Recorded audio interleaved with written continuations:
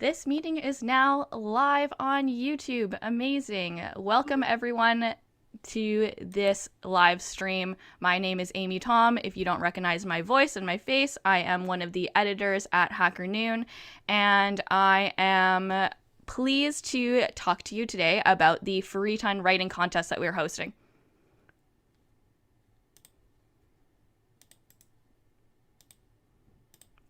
Okay, sorry, here we go. Here is the link for you. Amazing. Anyways, so today I want to talk to you about the FreeTON writing contest. Now, we just started running this contest in partnership with FreeTON, and we are choosing a winner every month.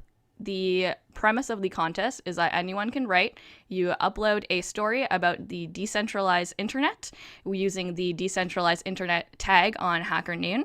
And we, as editors, evaluate the stories and choose the 4 winners per month.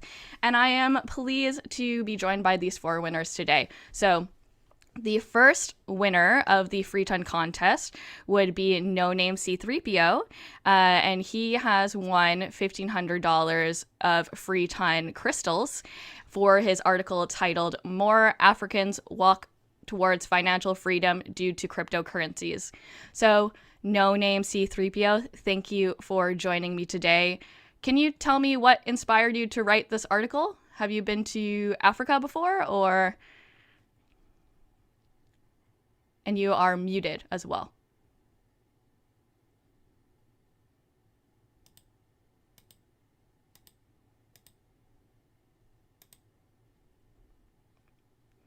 Nope. Okay. Anyways. I'm sorry, hi. Hi. No worries. My microphone don't work. Wait, just a minute. This is my interlude music. And we need some elevator music. Something like Star Wars. Oh, here we go. Oh, no.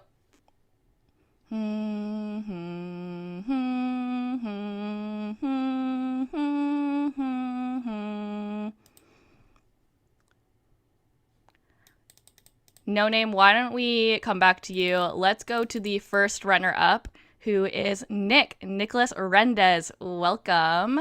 You were the second runner-up, or the first runner-up, sorry, for the contest, winning $1,000 worth of FreeTON crystals. And your story was titled Decentralizing the Internet, The Hitchhiker's Guide. Nick, I don't know if this is too weird, but I want to read back to you a quote that you wrote. It says, developers need to band together in hopes of taking back the internet to its original use of free and fair communication that is free for all without the reliance of centralized middleman. Can you tell me about the Hitchhiker's Guide? Yes.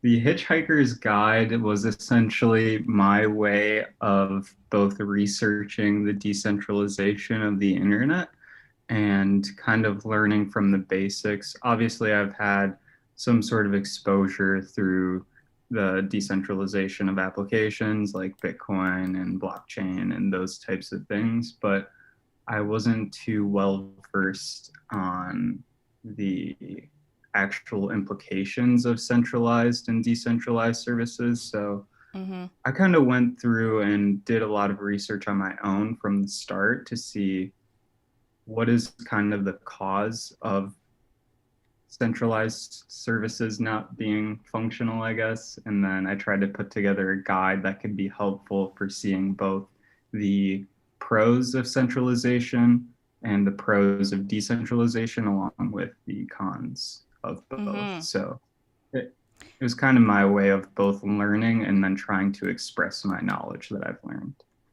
Yes. And then in terms of the quote, oh, what's that?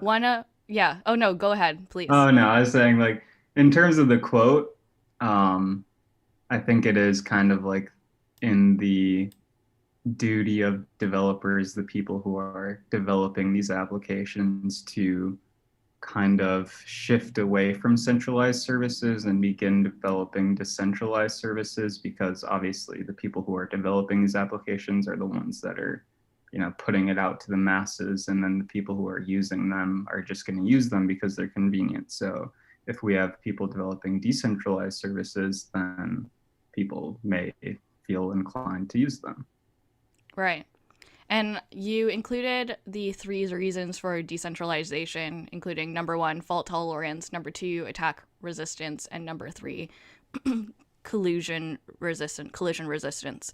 And that is from, oh my gosh, I've never said this aloud, Vitalik Buterin. Yeah. So yeah, I thought that was really interesting as well for you to include in this article, and to talk about like why you would want to go into decentralization. So Sure. Thank you very much for writing that article. I really enjoyed it. Thank you. Now we are going to flip over to the third runner-up, who got $500 in FreeTON crystals, ton crystals, and Benjamin Bateman. We are discussing the 3 reasons why blockchain won't #release the Kraken, an interview with John Sebes of Trust the Vote. So can you tell me first, how do you know, or how did you meet John Sebes? Again, with FreeTON, we've got a lot of exciting partnerships in all sorts of areas. So one of the groups we're working quite closely with is the Government Blockchain Association. And through our various contacts there, I've been able to speak to quite a lot of subject matter experts in the area of blockchain and voting. So this article was kind of part of a series, as I say, but other people I'd spoke to in the area were very much in the pro side of things. And so I really wanted to get the opinion of someone who was on the other side of the fence, but also very progressive in the technological thinking. So he's John Sebes. He's also the head of the Open Source Election Technology Institute as well. So, doesn't come much more subject matter expert than that, really. Yes. And what is the number 1 takeaway you got from your interview with him? I suppose to really break it down into simple terms, nothing's ever black and white, is it? For all the willpower and want of anarchy in the world, it can't be an instant transition. We really do need to account for every angle and every aspect, and that blockchain from inside the rabbit hole, as an analogy that I know you've used before, and it's quite a common one, the blockchain rabbit hole. But for those of us who are already down the rabbit hole, it can be quite hard to see what people on the surface are really thinking or doing. So again, it opened my eyes to the perspective of someone who's not, he's very for the technology, but not quite as enthusiastic about the monetary side of things. So. Yeah. Okay. And how did you get into blockchain? Oh, myself, it was early 2017. Essentially, I'd looked into various forms of, kind of savings and that kind of thing. I have a little girl myself. She's 11 now. So again, it's just that kind of wanting to be a bit more grown up, and through looking at things and getting frustrated with the existing financial system, I stumbled across Bitcoin, and immediately it spoke to me on, every level. I've pretty much been doing everything I can to be a part of blockchain and the ecosystem every day since. Amazing. That's really cool. Wait, you have a daughter that's 11? Yeah. I mean, wow. This baby face isn't. I know. Oh my deceiving. God. I was gonna say, whoa. The genes are great. I'm gonna set her up a Hackanoon account of her own soon. So. Oh, excellent. She can she's start way writing about me. the decentralized internet as well. Tell her to use the tag. Maybe she'll win some money. Exactly. Great. Okay. And no name C3PO, we are going to attempt to throw back to you to talk about the article that you wrote, More Africans Walk Towards Financial Freedom Due to Cryptocurrencies. And I believe your mic is not working. So I'm wondering what inspired you to write this, and also if you have been to Africa or not. And maybe if you would type out that answer, I will chat a little bit about your article that you wrote. Some of the things that I thought was really interesting, I pulled this thing from there that said, by 2045, the African workforce will be the largest in the world, giving the continent enormous potential to popularize cryptocurrencies and blockchain. I had no idea. By 2045, the African workforce will be the largest in the world. That's quite interesting. And so, yeah, so No Name C3PO says he has not been to Africa, but he has many friends there. That's really interesting. I pulled a lot of information from this article that I hadn't heard before, especially with regards to information about Africa and their financial situation. Part of the article talks about how people in Africa just don't really have access to centralized banking systems as well, and that's why cryptocurrency is going to do so well there, he believes. So yeah, thank you so much, No Name C3PO, for writing this article. I learned a lot about it.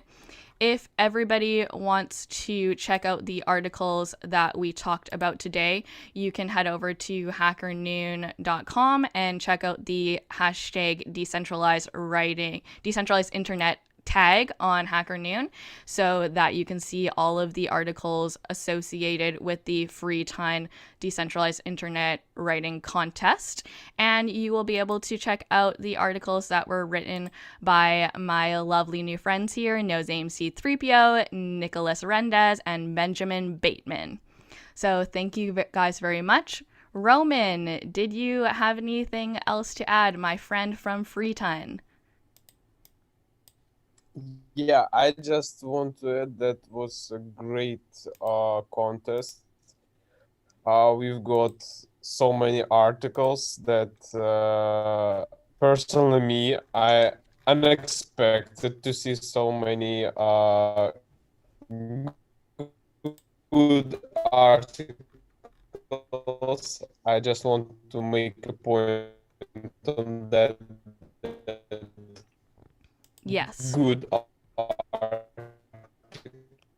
articles. Yeah. And my congratulations to the winners.